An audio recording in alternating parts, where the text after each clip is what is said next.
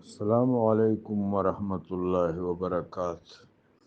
جس طرح پہلے گزارش کی تھی کہ جہاں تک دہایا کا مسئلہ ہے، یہ بالکل نماز، روزہ، حج اور زکوٰۃ کی طرح فرض نہیں ہے۔ بعض علماء نے، جن میں بعض علماء احناف شامل ہیں، بعض علماء جن میں بعض علماء احناف بھی شامل ہیں، جس طرح صاحب قدوری، صاحب ہدایہ، صاحب شرح وقایہ، صاحب معانی الآثار، ان درسی کتب میں قربانی کو مستطیع پر واجب لکھا گیا ہے۔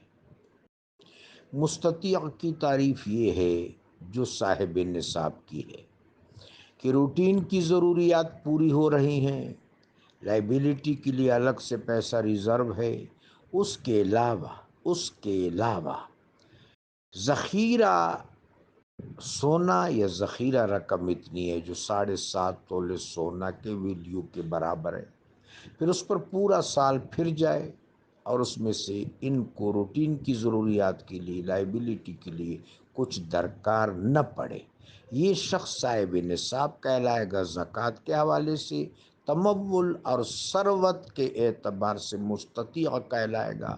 یہ حج کر رہا ہو تب بھی یہ ضحیہ کرے گا، مقام پر ہو تب بھی ضحیہ کرے گا، اس لیے 10 ذو الحج کو یوم النحر بھی کہتے ہیں۔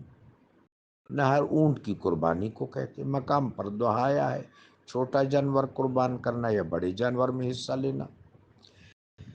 تو گو کے درسی کتب میں واجب ہونے کی بات ہے، لیکن جس چیز پر امت کا اجماع ہے، جو زیادہ مفسرین نے، زیادہ محدثین نے، زیادہ فقہا نے، زیادہ اہل علم نے بات کی ہے، وہ یہ ہے کہ یہ قربانی مسنون ہے۔ مسنون قربانی تو خیر بڑا لفظ ہے، قربانی بڑا لفظ ہے، یہ اصطلاح میں ضحیہ ہے، تو یہ ضحیہ یہ مسنون ہے۔ مسنون ہونے پر اتفاق ہے، اگر مستطیع ہے کوئی تب، غیر مستطیع پر نہیں۔ یہ بات قابل ذکر ہے، قابل غور ہے اور لائق اعتنا ہے کہ ہمارے ہاں جو لوگ اپنے آپ کو مجبور کر لیتے ہیں یا گھر کے افراد اس کو مجبور کر لیتے ہیں، قرضہ اٹھایا جاتا ہے، نہیں، اگر آسانی سے میسر ہے، استطاعت رکھتے ہیں، پھر ٹھیک ہے۔ بعض نے اس کو واجب کہا ہے، بعض نے مسنون کہا ہے، میں نے دونوں صورتیں آپ کے حضور عرض کر دی۔ اب جس وقت قربانی کی جاتی، یعنی ضحیہ کیا جاتا ہے، تو اس کے آداب یہ ہیں، کوشش کریں کہ جانور قبلہ رو ہو۔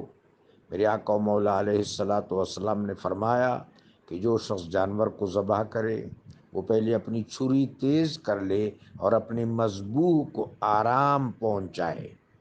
میرے آقا کا فرمان ہے صلی اللہ علیہ وآلہ وبارک وسلم۔ بہت اچھا ہے کہ یہ کلمات پہلے پڑھ لے، انی وجہت وجہی للذی فطر السماوات والارض حنیفا وما انا من المشرکین، ان صلاتي ونسکی ومحیای ومماتی للہ رب العالمین۔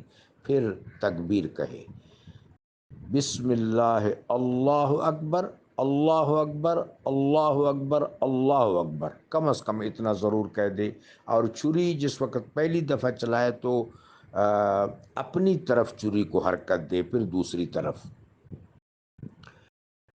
اور اچھا ہے کہ چھری تیز ہو اور جانور کو زیادہ سے زیادہ راحت ہو۔ جس وقت سانس اور خوراک کی نالی کٹ جائے، سانس اور خوراک کی نالی کٹ جائے تو ذبیحہ مکمل ہو جاتا ہے۔ ذبیحہ اللہ کی رضا کے لیے، کوئی اور چیز اگر پیش نظر ہوگی، نمود و نمائش وغیرہ، تو اس صورت میں اللہ کے ہاں تو وہ قبول نہیں ہوگا، باقی ظاہری طور پر وہ قربانی کہلائے گی یا ضحیہ کہلائے گا۔ اخلاص شرط ہے۔ اب رہا مسئلہ اس کا کہ جو ہم ایسے موقع پر قصاب بلاتے ہیں، گھر کے افراد خود اس قابل نہیں ہوتے، یہ تجربہ نہیں ہوتا، گاؤں میں لوگ تگڑے ہوتے ہیں، شہروں کی سطح پر اتنی استعداد نہیں رکھتے، تو اگر وہ جو قصاب ہے اس کو اجرت دی جائے تو اس میں شرعی مذائقہ نہیں ہے، اجرت دینے میں شرعی مذائقہ نہیں ہے، اس کی خدمت کا عوض یا صلہ اس کو دیا جا سکتا ہے، اس میں شرعی مذائقہ نہیں ہے۔ ہاں، اس شخص پر بھی لازم ہے کہ وہ اعتدال کا مظاہرہ کرے، 1000 کی جگہ 2000 نہ لے۔ اس کے علاوہ ایک اور بات بھی قابل ذکر ہے کہ جس خاندان کا توا ایک ہے، دسترخوان ایک ہے، وہ گھر کے افراد 7 ہیں، 8 ہیں، کم ہیں، زیادہ ہیں، ان کی قربانی بھی ایک ہے، یا چھوٹے جانور کی قربانی یا بڑے جانور میں حصہ، وہ قربانی سب کی طرف سے، بلکہ یہ نیت کر لیں کہ جو دنیا سے جا چکے ہیں ان کو بھی ہم ثواب ایصال کرتے ہیں، ان کو بھی ثواب پہنچے گا۔ رب جلیل ہمیں ان آداب پر عمل کرنے کی توفیق عطا فرمائے۔ جزاکم اللہ۔